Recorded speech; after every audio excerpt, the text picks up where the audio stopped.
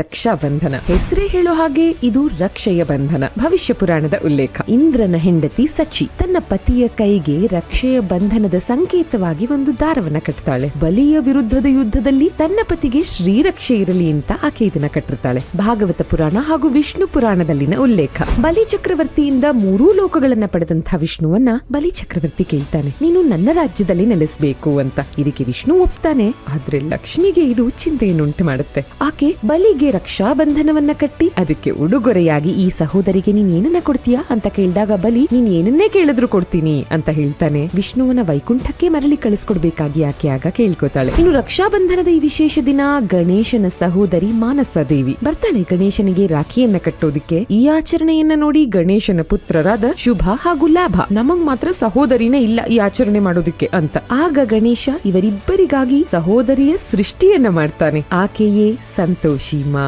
ಇನ್ನು ಮತ್ತೊಂದು ಪ್ರಸಿದ್ಧ ಪೌರಾಣಿಕ ಉಲ್ಲೇಖ. ಕೃಷ್ಣ ಒಮ್ಮೆ ತನ್ನ ಕೈ ಬೆರಳಿಗೆ ಏಟು ಮಾಡ್ಕೊಂಡಾಗ ರಕ್ತ ಸುರಿತಾ ಇರುತ್ತೆ. ಅದನ್ನ ನಿಲ್ಲಿಸೋದಕ್ಕೆ ದ್ರೌಪದಿ ತನ್ನ ಸೀರೆಯ ಸೆರಗನ್ನ ಕತ್ತರಿಸಿ ಕೃಷ್ಣನ ಕೈಗೆ ಕಟ್ತಾಳೆ. ಇನ್ನು ಕುರುಕ್ಷೇತ್ರ ಯುದ್ಧಕ್ಕೂ ಮುನ್ನ ದ್ರೌಪದಿ ಕೃಷ್ಣನಿಗೆ ಮತ್ತೊಂದು ರಕ್ಷಾ ಬಂಧನವನ್ನ ಕಟ್ತಾಳೆ. ಕುಂತಿ ತನ್ನ ಮೊಮ್ಮಗ ಅಭಿಮನ್ಯುವಿನ ರಕ್ಷೆಗೂ ರಕ್ಷೆಯ ಬಂಧನವನ್ನ ಕಟ್ಟಿದ ಉಲ್ಲೇಖ ಇದೆ. ನಿಮ್ಮ ಸಹೋದರ ಸಹೋದರಿಯರನ್ನ ಕಮೆಂಟ್ ಸೆಕ್ಷನ್ ಅಲ್ಲಿ ಟ್ಯಾಗ್ ಮಾಡಿ ಈ ಹಬ್ಬದ ಪೌರಾಣಿಕ ಉಲ್ಲೇಖ ಹೀಗಿದೆ ಅನ್ನೋದನ್ನ ಅವರಿಗೂ ತಿಳಿಸಿ.